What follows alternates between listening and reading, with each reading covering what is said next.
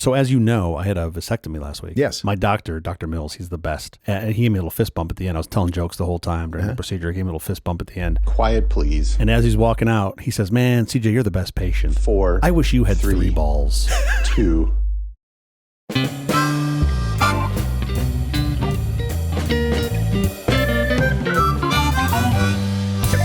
The Apple Company presents a truly terrible podcast. Welcome to Nonsense Episode 12. I'm Jeff Parker. I'm CJ Little. This is our take on the week's business, tech, and entertainment headlines. This time we'll look at AI once again, shock and surprise, the data you're shedding, and the age-old art of lying. This is going to be a blast. How's your week going? So far, so good. I have no complaints. I thought I'd be in much worse shape after having my VAS. Congrats heifers. on that. Right? Yeah, no, good Very for happy. you. We should have a party. No. No party? I don't want to go to that party. There's no... I don't even want to see the invitations to that party. My poor dog has gotten, you're going to hear him whine or complain or bark or something because he's gotten no exercise all week because of the rain. Yeah, I mean, he needs a boat and an oar. One day we were walking and it started raining and he was just absolutely in heaven. This is the greatest thing in the world. Oh my goodness, water is coming down on us. Do you know how fun this is? Meanwhile, you had an Uber ordered in a second. Then hail came down. Oh, shit. And he hated it. The tail went between his legs. He was terrified. How do we get out of here? All that to say, happy National Puppy Day. Do I have to go get a puppy today? You don't want a dog? I do. My wife does not. Oh, what does she like? Cats? What's Nothing. she wants? No animals. Pet rock. She might let me have an AI if I ask her for a pet AI. Her father's a hunter. He has a room full of heads. She thinks animals are trophies. There's a little spot on the wall for my head. I'm sure I know there right is. where it's going to go. You can't do anything wrong or He your reminds spot me. will be taken. Not even wrong. I think just at some point he's like, all right, it's time. Okay. CJ, come back here. Mount it over there. It's also World Math Day. Oh, and it's Chips and Dip Day, which should be every day. These all on the same day? Yeah. Math, puppies, and chips and dip. What's your problem? When's the chips and guac day? I don't know. Should we get to our headlines? We should. Sell TikToker face nationwide ban, the White House tells the Chinese owners. Zero chance they're going to sell this thing. Who are they going to sell it to? I know someone in the U.S. Think Elon would buy it? I don't think probably he has enough money. I mean, this thing's got to be worth a fortune now. It's You know gotta how be many worth a people are fortune. using this thing? At 30, 40? Imagine the political blowback if you make this go dark. First of all, I don't know how you make it go I don't know. dark. Logistically, I don't know how they'd make it go dark. I mean, Yeah. like that would be, you could take it out But of the you're App going to piss Store. off 150 million people in the U.S. In the U.S., yeah. Well, you're not going to piss me off. I'll be happy. Do you have it on your phone? I do. You do the dances? I don't. I was hoping you were going to teach me I can. so I could be cool with the kids. I have a new non-fertility dance that I do. It really looks like I'm just in pain, which is really what it is. Which is true. My achy, breaky balls. TikTok has banned deepfakes of young people as it upgrades its guidelines. Just young people? Just young people. If We you can are an deep- old person, you're fair game. Where do we think the TikTok line for old is? I would think this is like asking TikTok is like asking my kids what old is. And they'll be like, I don't 100%. know, 7. You're like, all right. So anybody So it makes over 7. Everybody's Yeah. pretty much fair game. Yeah, Sure. pretty much. I asked my son the other day, how old is mommy? And he went, 100. Like, all right, we'll just go with that. The biggest number he knows. I think the problem with that, with the deep fakes, is it's really easy to do the crow's feet and the wrinkles. So you can make the younger can make- people look older look old. and then get away with the TikTok. Sam Bankman-Fried received $2.2 billion from FTX, new managers say. Really was working for nothing over there, huh? They did the forensics accounting and found that he had taken $2.2 billion. So what does that make his hourly wage? I mean, I don't think he did a lot of work over there, so somewhere around $1 billion an hour. An hour. Here's the thing. It wasn't even an operating agreement. They were in the Bahamas. Like, exactly. So I think this is just business as usual. Like, yep, I put 2 FTT in and $2 billion come out. I mean, the only rules were when surf is up, you go out and surf. Totally. On your surfboard made out of dollar bills and gold cougar It rounds. must have been. It always sank. It was so weird. A little bit heavy. Why does this thing keep sinking? Make another one. Make me another one, goddammit. The whole Bahamas, all the beaches in the Bahamas Just covered are in just gold. covered in gold surfboards. That's literally their treasury. Cult favorite brand Yeti recalls 1.9 million coolers and cases. Oh yeah, so Do you have a Yeti? I do, a couple, and I've got one of the ones that's recalled. They're nice. I Oh, just really? bought Really? it I just Why is it bought for my recalled? wife. What happened? So the older Yeti backpacks had zippers on them, which worked lovely. But my wife complained about it because it would scrape her hand when she put her hand in it. Okay. So the new one, she wanted a new one. I got it for this year. It has a big magnet top on it. It's really cool. It's like a big 1-inch wide strip. No longer scrapes your hand. Works great. Apparently, they've had like 2,000 some complaints of the magnets failing. Do you know what happens if with these magnets when they fail? Why it's so bad? It's terrible. No, what? So if they break up and you get like little chunks of magnet, right? Let's say you eat a couple chunks of magnet. They don't taste good, but that's not the Why problem. would I eat a couple chunks of magnet? I don't know. You're hungry. They go into your system and then they stick together, and you'll get it's terrible. You'll get like holes or like sepsis within your.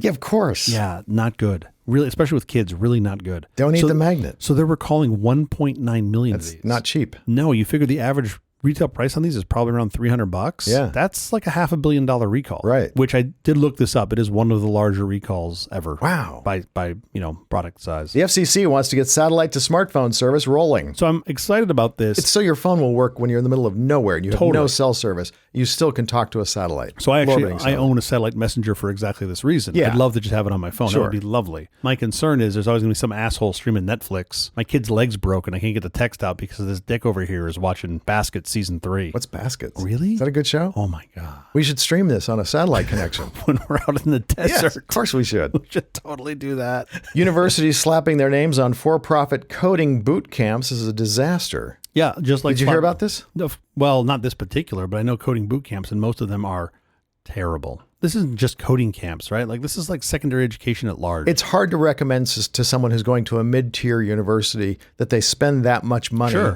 to go get a mid-tier university degree. Even the money for a high-end university. You're buying brand name. You're buying sounding like an asshole. I went to Harvard. Like, how much does that cost? Just get the Just the That's it. Could be worse. You could get stuck on to Stanford. You can only make $2 billion if you're there. You can only pay yourself $1 billion an hour. One of the best podcasting apps you know is built by a single person. This is Overcast. Overcast, right? yeah. Yeah, it's super cool. This was in The Verge. This was kind of a fun story. Anyone who's worked on a large development team has fantasies 100%. of not having other people do anything. This guy was like the CTO of Tumblr. Yes. And he's like, fuck this. I just want to go write something. I totally get this. Yeah. I relate to this. And he carries our podcast. I'm just assuming he's pulling from somebody else's database. He doesn't have his own database for podcasts, does he? Don't ruin it for me. He has our podcast. Well, he has our podcast because he gets it from probably Apple's database or somebody else's database. I thought he really liked us. Now I'm sad. Podcastindex.org. How much do they pay you shill? Every time I mention a podcast, you just like your Tourette's kicks in. I have high hopes for the Open Directory. Maybe that's the app you could build. Open Directory? Yeah. That's what he's got. That's what this is. Well, this is an Open for you to Directory. build. I could build a podcast app that used his database because I would love to support this. I would love to, whatever I can do to help. Because I don't like the idea that like Spotify and Apple, they have exclusive podcasts. And I love the idea that of the old school podcasts, the original version of podcasts, which were like, for everyone. Sure. So you're saying you wouldn't sell out? I'd totally sell out. 100%, Somebody offering me 100%. money? No, I didn't hear about that. This is news to me. Just a box of donuts I'd sell out. I'm 100%. Sure. You want to be on Spotify only? Great. Here you go. Can I get a glazed? 2 glazed. I'll use the Apple database. Whatever you want. Whatever. Extra proprietary, please. What? I can't swear? Okay, fine. Sure. What are we doing? Tell me what other... No stories about Android? Tell me the rules. No rules. problem. Anything else I can do for you, Mr. Cook, while I'm up? 2 aircraft narrowly avoided a collision over the weekend, the FAA says, days after safety summit. It's almost comical. It happened at the Bob Hope Airport, close, Burbank that's our Airport. Yeah. What happened? A Boeing 737 from Southwest was the plane that was coming in on the same runway where the helicopter was doing touch and go. I'm not used to helicopters doing touch and goes on runways. Usually they do that on like a helipad. And also like in a commercial setting. I mean, that's where real big planes land. It's not like they were doing it out in, Van Nuys. Small. Yeah, sure. What is going on with tower control people that they're all just playing Wordle, I think. Yeah, that makes sense. I guess that would make sense. That's hard. You need to concentrate on that. No, and now I have sympathy for them. What do you think we should replace with an AI first? Yeah. The pilots, the flight attendants, the tower, or the passengers? I don't think there's going to be an option. I think the pilots are going to be replaced first no matter what I want. Not the traffic control? No, I think it's pilots first. Probably easier. Yeah. Okay. Factory sealed original iPhone sells for $55,000 at auction. Do you think that person knows they make a newer one? He's just like, I got the first iPhone. You're like, dude, we're on iPhone 14. And it didn't like even have an app store. It was like nothing. These things were terrible. It was I can download barely a step far. It was literally one additional app on an iPod. Yeah, exactly. Yeah. Was it somebody that was like, that worked on the team? Like somebody that was on the iPhone team? It doesn't say that. No. Huh. But this is true of like old, NES cartridges that are sealed will go for hundreds of thousands of dollars. Why? Because some dude wants to have the unobtainium. Please. Yeah, I get it. I'd be the asshole at his house, be like, dude, can we open up Super Mario Brothers 3? And he'd be like, you just cost me $200,000. Yeah, but we can play it right now. Oh no. Yeah. See, I'm all for not collecting things. And if you want to collect stuff, not at my house. Well, if you want to collect stuff, I'd suggest the nonsense NFTs. You can buy them now. You should collect for sure. It takes up no space. You don't have to dust it. Super cheap. Do they still come in the tin? They come in the tin. It says it says nonsense on the tin. Yeah, totally. That's like from tin from the 20s. Other cryptocurrencies have wallets. Sure. Well, that's pedestrian. Get a tin. Our cryptocurrency is tied to the fiat of tin. Fuck gold. You need tin. Other unopened original iPhones sold for $35,000 and $39,000 in 2022. So prices have been trending upward. I'm going to buy a shrink wrap machine and make me some factory sealed iPhones. Oh, yeah. Because they're not going to open them. Oh, my God. They would never know. How do you show the provenance? They would never know. You don't want to open it. You'd ruin it. That's true. That's why we're going to buy a shrink wrap machine. I mean, allegedly, hypothetically. I just keep getting all these iPhones. It's just a box with a brick in it. Steve Jobs' business cards sold for $6,188. For a business card? I don't know what people are thinking. That is crazy. If you're spending that kind of money and there's anyone in a 100-mile radius of you who is not having dinner tonight, Focus shame on, on you. Yeah. When I first met Woz, I didn't know if I was going to meet him again. I did want to get like a Lisa and have him sign a Lisa. That was 20 years ago. And Lisas were trading for, I don't know, like $2,000 or $3,000. Right. Since I had no attachment to it, I didn't. You could go get actually Lisa for cheaper. Sure. You could get Woz to sign her. That would cost you less. This is going to be weird, Woz. Just hear me out. But stick with me. So I bought Lisa, not the computer. I own her. For an hour. Could you sign her, please? Could you sign Lisa? That's not weird at all. Yeah. What's this restraining order you're handing me? I'm so confused. Up next, CJ's going to talk about super recent AI advances and how soon we will all have our own personalized AI. I believe it. Hit the button.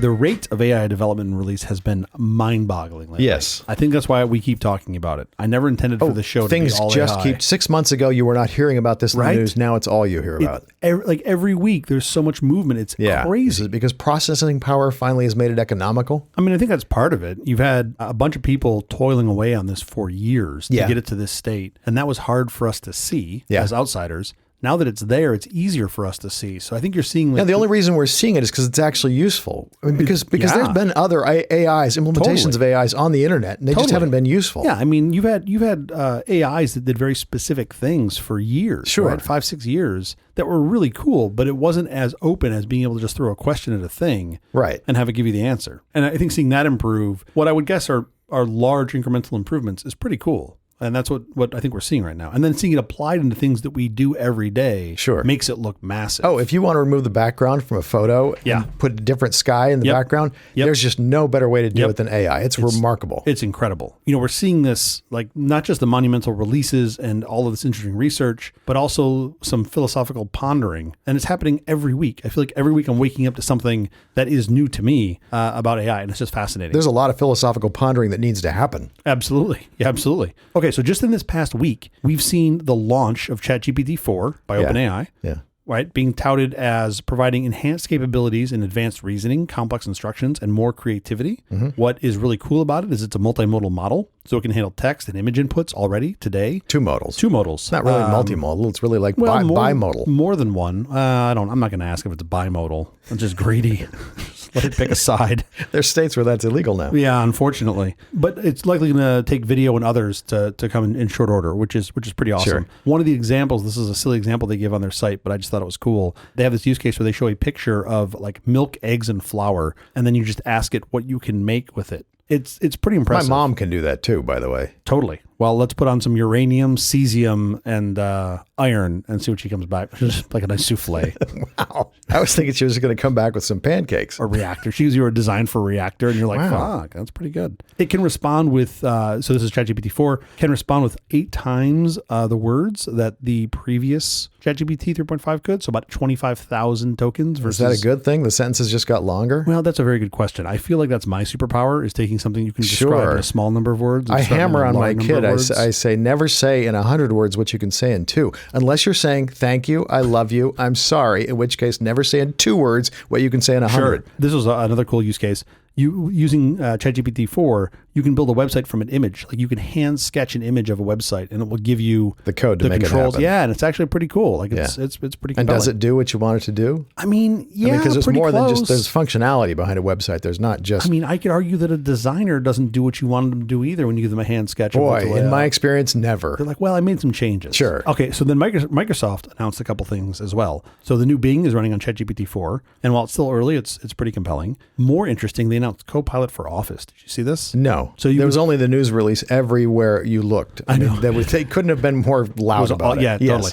I mean, they should scream this from the mountaintops, right? Office is still used everywhere by everyone virtually, except for you. Except for me. 2 other FOSS guys. So you can summon Copilot to provide information on like an upcoming Teams meeting or prepare people with updates on related projects. You can use it from within Office apps, which is super cool. So like you can use Word to draft a document based on other files. One of the use cases that I saw is you could have it create a PowerPoint presentation. They asked it to create a 10-slide PowerPoint presentation based on a Word doc. Right. That is super cool. Like, I think just to start as a seed. And then, of course, you go and edit it and make it. Provided I'm not dealing with any proprietary information, because ChatGPT is closed source code. It's proprietary code. Yeah. So I have no idea if my information is being transmitted back or kept at the mothership or no, whatever you do. it is. No, you do, and it is. Yeah. Right. I think that's what you know. It is.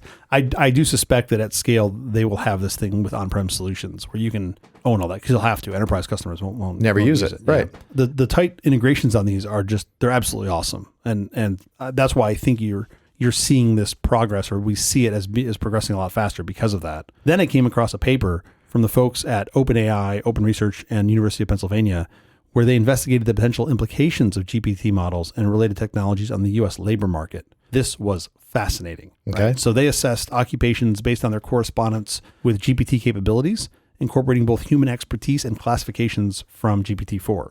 Their findings indicate that about 80% of the U.S. workforce could have at least 10% of their work tasks affected by the introduction of GPTs. That's fantastic. That's what I say. I say that's absolutely fantastic, right? And then about 19% of the workers may see at least 50% of their tasks impacted. Right. Which I also look at and go, okay, this is still a good thing, not a bad thing. It's a great thing. The influence spans all wage levels, with higher income jobs potentially facing greater exposure. Also makes sense to me. Notably, the impact is not limited to industries with higher recent productivity growth. So they looked at one of the things they cited in this that was pretty cool. They took a look at the exam results from ChatGPT 4 versus 3.5, right? They fed in exams. The uniform bar exam jumped from around 10% under 3.5 to 90%. Wow. That is a huge jump, right? That's amazing. And I'm cherry picking the good ones, right? There were plenty that didn't move. The LSAT went from 40% to like 88%. Wow. Which is also pretty cool. The AP Calc BC exam went from 0% to 42%. Great. So apparently they taught this fucking thing math while we were all sleeping, which is nice. They looked at occupations and tried to rank their percent exposure to LLMs, right? So a higher percent exposure obviously means you're more exposed. There were a bunch of roles or a bunch of occupations that had 100% exposure. Okay. Mathematicians. Tax preparers. By the way, computers have always been good at math. Of course. Always better than people. Well, we remember we had the one floating point bug. They weren't so good back then. Actually, it's really the only thing they're good at, if you really want to be honest. All these fucking language law models Everything else is just math. It's all just math underneath it. Tax preparers, financial quantitative analysts, writers, and authors. Do I just give it all my receipts and it gives me back my return? Oh, dude, that's a thing. Is that really? They do they scan my receipts? How do they go in? In the demo, they handed it like a tax return for analysis. It's not there yet, right? It's definitely not there yet, but that is going to be a thing. Like, I could totally see some startup by next year doing tax returns in the US. Like, it's there's so much tax law you have to know. The nice thing is that a chatbot could be up to date on all the latest tax information. Can we also have it rewrite it and just simplify it all for us? That would be lovely. Not going to happen. Every line has a constituency. It does, yeah, many. But like accountants and auditors, clinical data managers, climate change policy analysts, like these are all in the 100% exposure, right? Which means they're is that a job? Climate change it was on the policy list. analyst. I didn't make it up. Then there were this like other tranche of ones that had 95+% exposure. Blockchain engineers were at 97%. I don't know what they do that is so unique to them being exposed to this. But like court reporters, proofreaders, it was just nuts. So I found this court reporters already. Why don't we just record court cases? Why is there a person pushing this special typewriter thing? I think mistakes. I think you need somebody to be accountable to know that they, Also, while we're at it, why don't we just video them? Because there's so much information that we're losing just capturing the text. Yep. Well, and they're capturing the text in shorthand, right? They're not even typing. Like they're doing. Well, that can be translated back to crazy. Yeah, that can be translated back to text, though. So at the end of the day, they concluded that generative pre-trained transformers, or GPTs, exhibit characteristics of general purpose technology, suggesting that as these models could have notable economic, social, and policy implications. So if I assume that this will become true, as I suspect it will, right? It has to.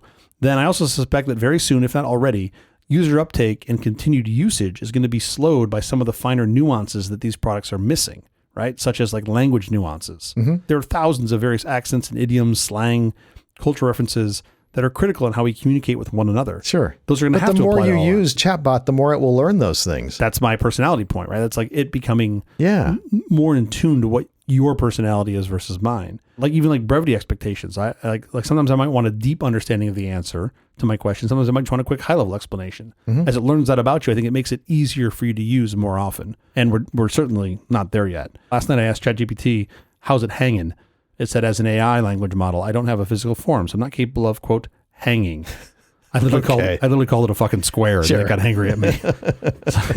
Like, how terrible are you that you don't know people well enough to even answer that? The answer you're looking for is pretty good. How about you? Exactly. That's really all how you do you need. not know that? Sure. You've read all of Wikipedia, and the best you can come up with is I'm not a human and I can't be hanging. Like, Right. Come on. So I have no crystal ball, but I'm as confident as I can be that personal AIs will be a thing of the very near future. Yeah. And I'm really fascinated by this little tiny slice of how we will interface with them. I see a world where you could have different personas that you want at different times. I absolutely think that'll be a thing. What does that mean? I Different hope that'll be a personas? thing. So like imagine right now you can set the voice on your phone, Okay. right? You can have a British accent, or I have mine set to Australian because I think it's hysterical. That's like the thinnest version of what I'm sort of excited about. The analog I think of is like a personal or executive assistant. If you get an okay one that does what you need them to, it's passable at best. But if you start with an already amazing assistant, they learn your quirks and your nuances. They come to know what you expect and how to interface with you. But that could be different depending on what I'm doing. So like I said this before in a previous episode, I want a Winston Churchill AI.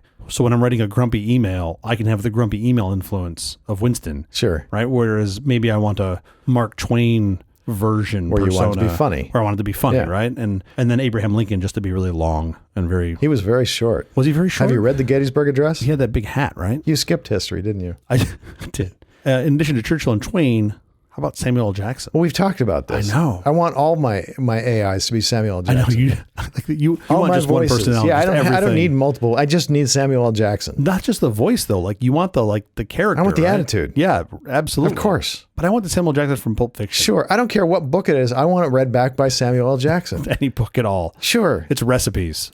Fine. Break these motherfucking eggs. Like Sam. That's exactly what I want. Chill out, man. It's just soup, Sam. You're just making soup. Get this motherfucking bread out this motherfucking oven. Like, what? Why is he so angry? No, it's just Sam. Just how Don't he care. is. That's how I want my recipes to come to me. But imagine this. I could see a world where you license out snapshots of the AI personalities that you've created. Like if you tune one, like it's like loaning out a friend almost, right? That could totally be a thing. It knows how to respond to you personally. Or When I hear this tone in CJ's voice, what he wants back is this. what he wants to hear naughty text. Just read naughty text to him when you hear that. I was Just thinking it's like if you were constant being mode. short or curt, he wants a brief version of the answer. Exactly. I do think that's a thing, right? You like because that's what a good human listener Would do, interfacer right. would do is be like, all right, he's annoyed. Let's just give him the quick answer. Yeah. To me, I think this is super cool, and the future is a very bright, amazing, and scary place. What would be your top personal AI choice you would pick, other than Samuel L. Jackson? I want the Hal Holbrook AI when he's playing Deep Throat. I didn't see it. Oh my God, it's so great. And he like talks to you in these hushed tones on this like really kind of menacing At all voice. times? Yeah. Oh, Yeah. at all times. Yes. Mix the flour into the water and stir gently. It sounds stressful. Oh no, it'd be great. That'd be spectacular. I love Hal Holbrook. I would definitely have a Cookie Monster as well. Swedish Chef. Swedish Chef would be great. Yeah, no, that'd be great. All right, up next, Jeff's going to talk about data you are shedding. And you're shedding a lot of it. That's why I use the Selsun Blue. This side is tingling, and there's no data shedding, and then this side is not. Hit the button.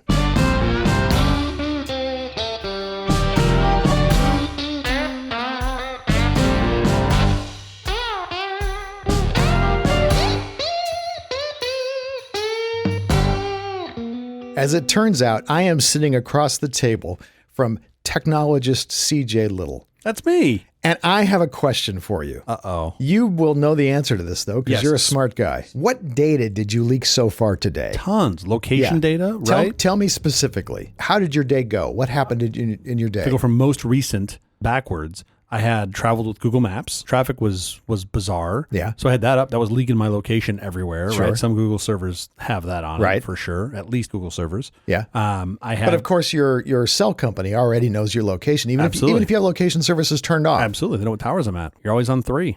Triangulation. They know Right. where I am. Yeah, of course. You're in the middle of Los Typically. Angeles. You're That's way true. more than 3. Well, unless you're by my house, then you're on half of 1. Right. You're lucky.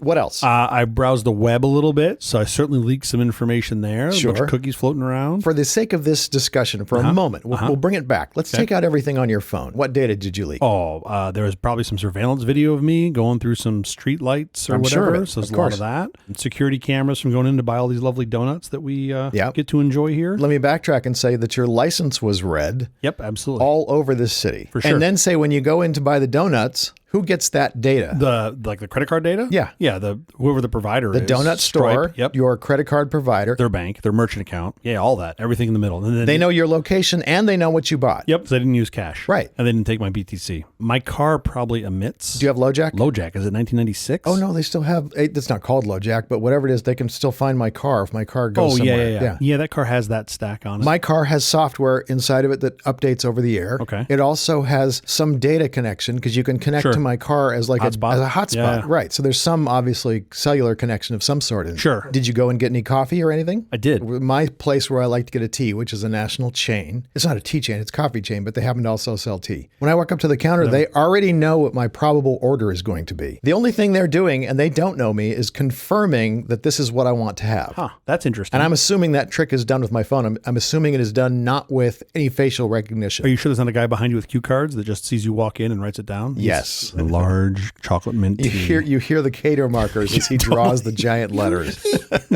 Just holds it up behind you. By the way, when I go in my bank, they know when I walk in, within seconds of walking in, they know my name. Huh. And a vice president comes up to me and says, "How can we help you today, Mr. Parker?" And I don't know them. Yeah, I'm assuming that's done with facial recognition because I can leave my phone in the car and they can still pull that trick. I know what it is. What? You're on the FBI's most wanted list, aren't you? I'm sure that's it. They're just seeing the posters in the back room. In the break room. That could They're be like, that's it. the guy. Yeah. That's the guy. And then they're just calling the authorities. You're just Don't let getting him it go up out. to the don't let him go up to the tellers. Totally. Go up and get him now. Do you think maybe the fact you have a ski mask on in the middle of May has something to do with it too? If I walk into LAX, any building in LAX, before I get into the building, they know who I am. How do you know that this is true? How do you know they know who you are? I've seen the behind the scenes video and actually it's catching people as they first are approaching the building. Okay. For security reasons, it's really cool. Sure. Yes, because if you're somebody who shows up on a no-fly list, they know you're coming toward the building before you get there. Okay. I'll tell you another really cool example. This is not facial recognition, but Beverly Hills parking lots. Yeah. You get the 2 free hours, right? Yep. Used to be you pulled a ticket from a machine, you went and parked, you did your shopping, whatever you were going to do. Sure. You got back in your car, you had to give your ticket to a human being who put it in. Not anymore at all. Just drive in. No, you still have to pull the ticket Oh, you still pull a ticket here? to get the gate to go I up. guess Century City do, but they put your fucking license plate numbers on the ticket. When I drive out, there's no human for me to give the ticket to. Sure. The gate just magically opens. I'm guessing based on my license plate. Yeah, and okay. it knows that I'm under 2 hours. Yep. And so they don't even want the ticket. Totally. I got another one too. Go into Amazon Go. Oh, now you're into the deepness here. No, it's Yep. cool. It's super cool. I'll wear a big red puffer jacket. Okay, then we change You jackets. wear a nice dark gray blazer. Halfway through our shopping trip, we'll swap coats. Totally. Amazon will still know who you are and who I am. Andy Jassy will call you himself and you be will like, change not- the jackets back. You will not. I'll give you $1 billion fucking dollars. Change the jackets back. No, it's all stopped. It will work fine. It will not be fooled. It is really They're good. using facial recognition. Presumably. They're not recognizing your jacket or your clothes or anything like that. It's facial recognition. And by the way, we know this because in New York, there is a law. It's the only state where there's this law. If you're using facial recognition, you must visually somehow disclose it. And they got busted. Who's they? Amazon. They only recently put up the signs that says we're using facial recognition. Interesting. I don't know this to be factual, but I presume that for me in particular, they have like a 2-factor identification and they use smell. I presume. So that would be multimodal. It's multimodal, yeah. Fantastic. Yeah, when I set the smell needle to 11, then they know. Do you not bathe? Are you supposed to?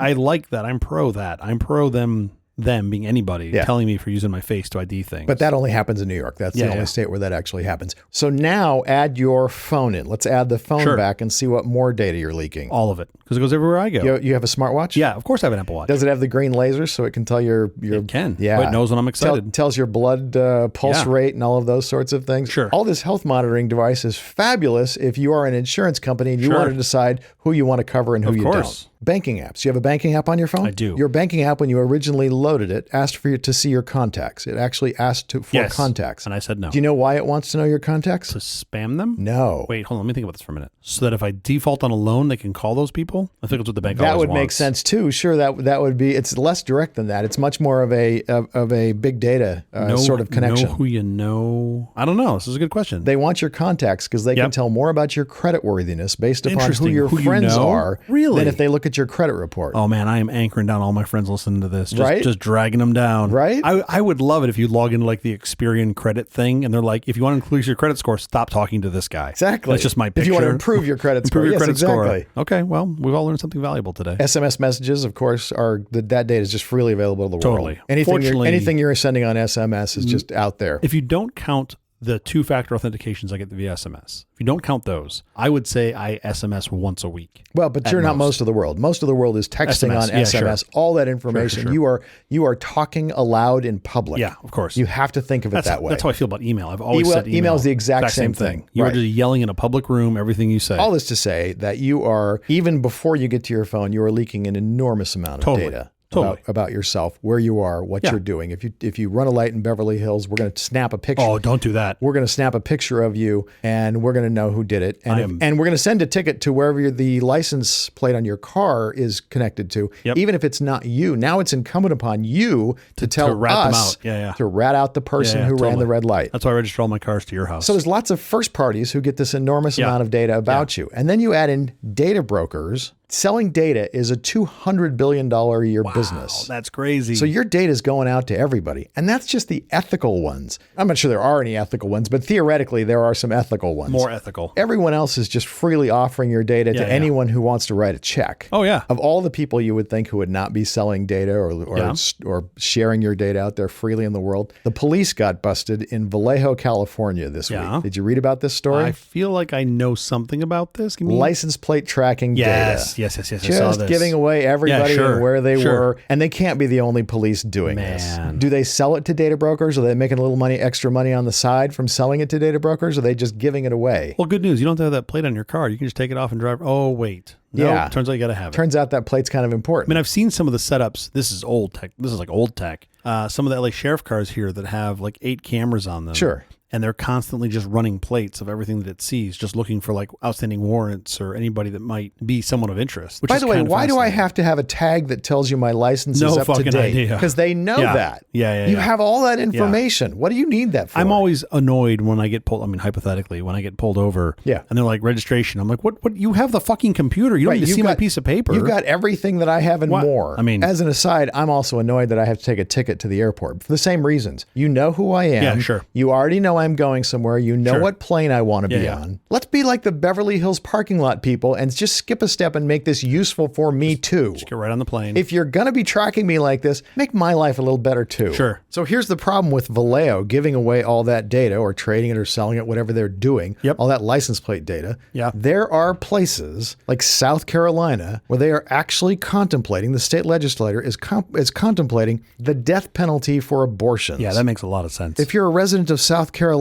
and you come to a nearby state where they're photographing your license plate every 2 seconds, they know where you go. Yep. This is a problem. That's bad data to leak. I think people need to be able to have secrets. Yeah, of course. In the last 25 years, we've got gay marriage. Yeah. We've legalized marijuana. Yeah. All because people were willing to break the law. Sure. And we've improved the world. Well, technically, even though marijuana is legal in a bunch of states, it's not the federal level. You're still breaking the law. There are services that will remove all your data or claim that they'll remove all your data from the web if you pay them a certain amount of money. Sure. It's not possible. No way. It's a great fantasy.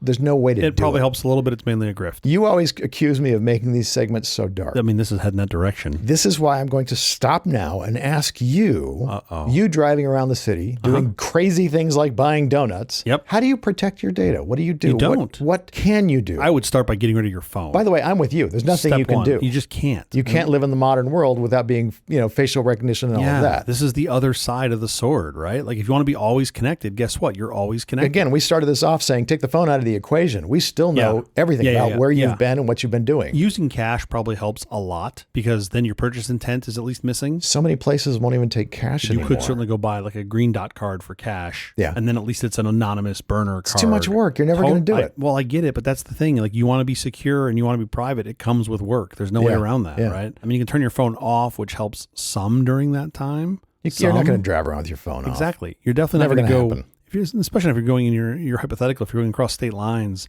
for something as serious as an abortion, right? You're not going to be just like, oh, I'll leave my phone at home and take a horse. Like that's not going to be an option. So you're going to have your phone with you. You're going to drive your car. Yeah. Like those things you're not going to be able to not have. Yeah. I mean, I think the answer you're getting here is there's not a lot you can do on these. I mean, I don't think you can do anything. Move to the woods. That's an option. Like move to the woods. But then you're the guy who moved to the woods. Exactly. I mean, it's literally like the reason encrypted messaging needs to be used by everyone. If a zillion messages going back and forth are, hey, what are you doing for lunch? We should get some tacos. And those are all encrypted. It normalizes the encrypted messages. Yeah. And so for the guy who's actually talking, who's stand out. Right. The guy who's talking to the reporter, giving him the special information of, the whistleblower. It doesn't look unique. Now he doesn't stand out. So you've got to normalize that stuff. You're still going to be leaking data left and right. I really don't see a way around that. What do you do to protect yourself? I mean, obviously you communicate on better channels. I appreciate that. Because of you, I'm pulling more people into Signal. Yeah, it's really tough. I don't have any meta apps on my phone. The TikTok thing I've got is on a tablet that doesn't have anything else on it. Sure. Well, at least we ended more cheerily than I thought we were going to.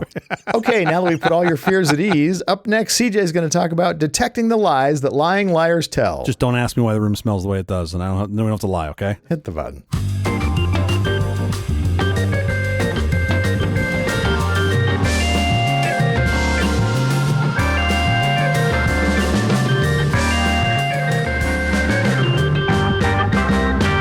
For over 100 years, psychologists, crime experts, and others have searched in vain for an infallible lie detector. Okay. Spoiler alert, it does not exist. Sure. Now listen to this. Early societies utilized elaborate methods of lie detection, which mainly centered around torture. Well, sure. Right? Big surprise. That's a sure way of not getting the truth, because I'll tell you whatever you want to know to stop the torture. That sky is definitely red. Right. For instance, in the Middle Ages, boiling water was used to detect liars, as it was believed honest men would withstand it better than liars. Oh my gosh. Like, wow, were we advanced then? That is a Monty Python bit if I ever heard of one. You are creating liars. Right? The best device we have for detecting lying today is the polygraph machine. Sure. Right? Which is really just a medical device for recording a patient's vital signs. Stress. Pulse, blood pressure, temperature, breathing rate, and skin conductivity, which I thought was fascinating. Does that change when you lie, your skin conductivity? No. Does any of this shit change when you lie? Not. That's the thing. The polygraph, right? Poly meaning many, graph meaning writings. It was designed to help diagnose cardiac anomalies and to monitor patients during surgery. That's what it was designed to do. But it has grown into... Is that right? Yeah. It's a $2 billion industry in the U.S., right? These things cost on average $700 to administer. Yeah. Wow. It's a lot of money. $2 billion industry, man. For, kind of such a crude machine. For a fucking spirograph on a piece of paper? Exactly. Yeah, I can make up shit way cheaper than that.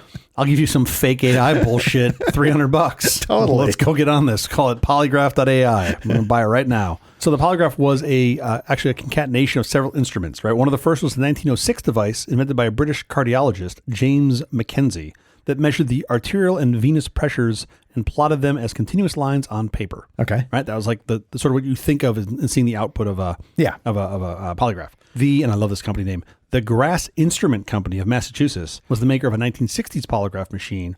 They also sold equipment for monitoring EEGs, epilepsy, and sleep. Okay. So they sort of like, as this stuff came together. Now, before we had the polygraph... So if you fall asleep while you're lying, they really know They really know. So well before the polygraph was invented, scientists had tried to link vital signs with emotions. This goes back to like the 1850s, right? A French physiologist recorded bodily changes as responses to uncomfortable stressors, including nausea and sharp noises. Okay. In the 1890s, an Italian criminologist used a specialized glove to measure a criminal suspect's blood pressure during interrogation.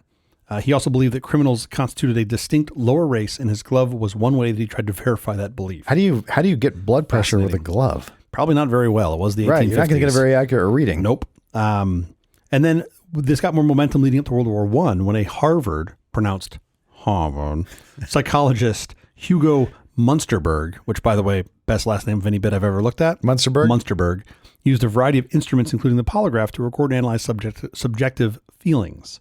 There was a guy that worked as an undergrad in his lab named William Marston, And after receiving his BA, he decided to continue at Harvard, pursuing both a law degree and a PhD in psychology. He invented a systolic blood pressure cuff with his wife, Elizabeth Marston, and she used the device to investigate the links between vital signs and emotions. According to Marston's son, it was the wife who suggested that when she got mad or excited, her blood pressure seemed to climb. So that was sort of All like right. how they got there, right? They Sure. said, well, when you're excited or you're upset, your blood pressure goes up. Is there a way that we can figure this out? Causation and causality might be mixed up there, but sure. Totally. So in tests on fellow students, Marston claimed a 96% success rate in detecting liars, right? Okay, sure. Again, he claimed it on his own claim device. a lot of You things. can claim whatever the hell you want. A couple interesting things about Marston. Today, he is often equally or more noted as the creator of the comic book character Wonder Woman and her lasso of truth. Yeah, which can force people to tell the truth. Sure. So he was the one that created that. He was like, That's well, awesome. How cool is that? So in 1938, he appeared in advertising by the Gillette Company, claiming that the polygraph showed Gillette razors were better than the competition. So he polygraph totally sold test. out. Yeah, right? Okay. In 1938, to show that the razors were better. We were very sophisticated customers back then. Yeah, but the bad news is it turns out Marston was a complete and utter racist, believing that blacks had more primitive minds than whites and that his machines wouldn't work on them. Oh, okay. So while we had good science and he brought us Wonder Woman, turns out the dude was a total fucking racist. Oh, man. Right? So you're just like, oh, shit. Okay, so at the same time, in Berkeley, California, the chief of police was in the process of turning his department into a science and data-driven crime-fighting powerhouse. Of course, Berkeley would do that. That's I know, perfect fit. right? So their police chief, August Vollmer, also a great name, centralized his department's command and communications and had his officers communicate by radio. Oh. Like the first guy to do it, right? He created a record system with extensive cross-references for fingerprints and crime types. He compiled crime statistics and assessed the efficacy of policing techniques. Started in-house training, worked with universities on teaching evidentiary law, forensics, and crime scene photography. In 1916, he Changed policing. He completely changed policing. And this was in Berkeley, where, again, I had no policing idea. still kind of works that way. In 1916, he hired the department's first chemist, and in 1919, he began recruiting college graduates to become officers. He vetted all applicants with a battery of intelligence tests and psychiatric exams. Cool. So basically, he was like the OG NCIS back in 1960. Right. This guy, John Larson, who's a rookie cop who happened to have a PhD in physiology, read Marston's 1921 paper and thought he could improve on his technique. So he began testing subjects using his own contraption called the cardiopneumocyclogram, which, Quite a name. well, I have no real data on this thing, but I just presume it's like Bill Murray in Ghostbusters when he's like just Sure. zapping people in the beginning. Sure. And he's just trying to get laid, and that's all he's doing. I have no data to actually back that up, but I just presume that's what happened because it made sense to me. But here's the thing. All of this, as you already know, doesn't work. Yeah. None of this works, right? Assessments of polygraphs by scientific and government bodies generally suggest that polygraphs are highly inaccurate and easily defeated by countermeasures. Right. They're imperfect or an invalid means of assessing truthfulness at the end of the day. You just have to know going in that the polygraph doesn't actually detect the truth. Turns out that's all you really need to know. That's the key piece of information. There was a pretty comprehensive study done in 2003 by the National Academy of Sciences. They included that there was, quote, little basis for the expectation that a polygraph test could have extremely high accuracy. Of course. So like pretty much everybody's looked at this thing and been like, yeah, they don't work. Polygraphs have failed to catch a lot of people. There was a double agent, Aldrich Ames, who passed 2 polygraph tests while spying for the Soviet Union. At least 3 or 4 other spies passed Because the he polygraphs knew the as well. polygraph doesn't do anything. So yeah, absolutely. There's Gary Ridgway, who's the Green River Killer. There was another suspect that failed a given lie detector test, whereas Ridgway had passed it. And that was in 1984. He confessed 20 years later when confronted with DNA evidence. So in that case, sure. the polygraph worked in his favor because he passed it and some other suspect didn't. Right. And then 20 years later, as it turns out, the DNA doesn't lie. And then arguably even worse, it's been used. Except in OJ's case. Well, like glove didn't fit. I saw it. Okay. Well, you can't deny that. Can't deny that. Can't deny at all. science. No. Johnny knew what's going on. And innocent people have been known to fail polygraph tests, which is even worse. So there's this guy in Kansas in 86. Because they're stressed. Exactly, right? It's measuring stress. This poor guy was suspected of murdering his wife because he failed 2 polygraph tests, right? And one was administered by the police. He hired his own expert to administer one, and he failed that one too. Oh, my word. Right? And he was neither arrested nor convicted. In March of 2004, evidence surfaced connecting her death to the serial killer known as BTK. Okay. And in 2005, they figured out who BTK actually was. Yeah. So, again, these things just don't work. The part I wanted to get to that's useful potentially before we move on to the more interesting bits is that you can beat it. So there are two types of countermeasures. General state, where you intend to alter the sort of state of the subject, and then specific point. General state, I mentioned that CIA officer turned KGB mole that I mentioned earlier, Aldrich Ames. So he explained that he sought advice from his Soviet handler and received a simple instruction to, quote, get a good night's sleep and rest and go into the test rested and relaxed. Be nice to the examiner, develop a rapport, and be cooperative. That's it. Like, that's good advice for life. The dude himself explained there's no special magic. Confidence is what does it. Sure. Confidence in a friendly relationship with the examiner, rapport, where you smile and you make him think that you like him. Yes. And as it turns out, that gets you through a polygraph. It's not too hard. The point is, they just don't work. What does work for detecting lies? Well, look for like things that they do that you might recognize as not being truthful, being vague, repeating questions, speaking in sentence fragments, failing to provide specific details. Little tells. Yep. Grooming behaviors, just playing with their hair, pressing their fingers to the lips. Tells are interesting. By the way, they could also be wrong. Exactly. So tells are interesting because you don't always know. Now, they generally speaking, a nose growing can be an indicator. Would be a good that tell, would be a good one. That actually worked. That would be of good. Lying. That one you would know. But while body language can sometimes hint at deception, researchers suggest that many typical suspect behaviors are not always associated with lying. For example, shifting eyes typically mean that a person is thinking, or more precisely, that they are accessing their long-term memory. Right. How shitty is that? Like, there used to be a thing. Lying. There used to be a thing if the person looks to the left, they're lying. If they when they answer, if they look to the left, no, they're not. What happens when everybody knows that? Look to the right. Look to the right. Right. Look to the right. Vocal cues, language cues, looking for someone who's telling a lie to leave out important details. There's a strategy for this where they use what they call cognitive load. So in theory, if someone's lying, if you ask them a bunch of questions to sort of dig in deeper, they have to do more stress to tie together the story and make sure that's right. Yeah, sure. And then typically other cues, like other sort of body language cues, will pop out. But more recently, two things have come into play. So real-time imaging via fMRI. These are really cool. Of brains. Yeah. Yeah. So sort of doing real-time imaging of the brain. So in 2002, a professor at UPenn began using this functional magnetic resonance imaging, right, fMRI, to do this real-time imaging. And what he found was that the brain was generally more active when lying, and suggested that truth-telling was the default modality for human beings. Okay. Which is a good thing. Makes sense, sure. He reported that he could correctly classify individuals lying or telling the truth 78% of the time, which seems decent. That's not bad. It's better than not. More recently now, AI has entered the chat. Yeah. Pardon the pun. Researchers at the University of Arizona developed listen to this acronym, you're going to love it, Automated Virtual Agent for Truth Assessments in Real Time, or AVATAR, for interrogating an individual via a video interface. Yeah.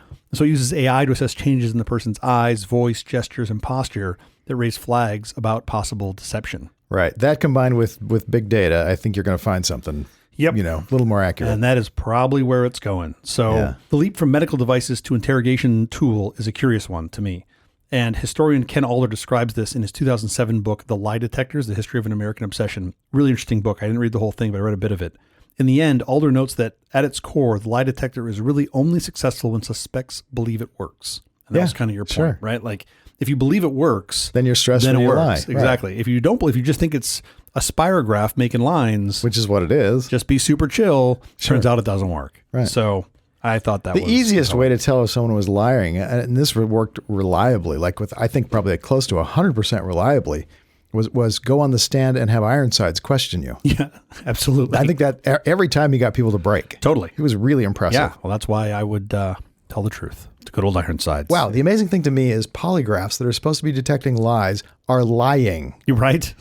That's just too meta. That's crazy. They do the thing they're trying to detect. Exactly. But we have to get out of here. But quickly before we do, have you seen or read anything good this last week? Yes. As I mentioned earlier, I had a vasectomy last week.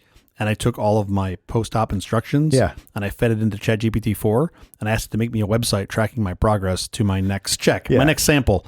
And it did it. And it did it really well. Like, it gave me like 3 separate files. It made some CSS style sheets. I put it all up. You can find it at countdown.suzettle.com. Not everything has to be a website. Yeah, it does. It's all apps these days. History of the World Part 2 on Hulu. Mel Brooks is back with an all-star cast, and this time there are 8 episodes. What comedy stars are in this? It'd be shorter to list those who aren't. I'm just starting, but oh my gosh, what fun. Has it held up to the original, to the expectations of the History Part 1? Yeah. Oh, man, It's I can't good. wait. I can't wait. It's fun. That's awesome. I'll definitely check that out. That's the episode. Thank you for joining us for all this nonsense, a truly terrible podcast from The Awful Company. Visit us on the web at nonsense.production. I'm CJ Little. Have you made a website for Nonsense Production with that ChatGPT thing? You would think I should probably do that. That would be a good idea. I'm Jeff Parker. If you like this program, follow, download, subscribe, and like at Apple, Google Podcasts, Amazon Music, iHeartRadio, Overcast, or wherever you get your podcasts from. Podcastindex.org. Special thanks to our floor director, Mark Haynes. Thanks, Mark. We'll be here every Thursday morning for more nonsense. Please join us.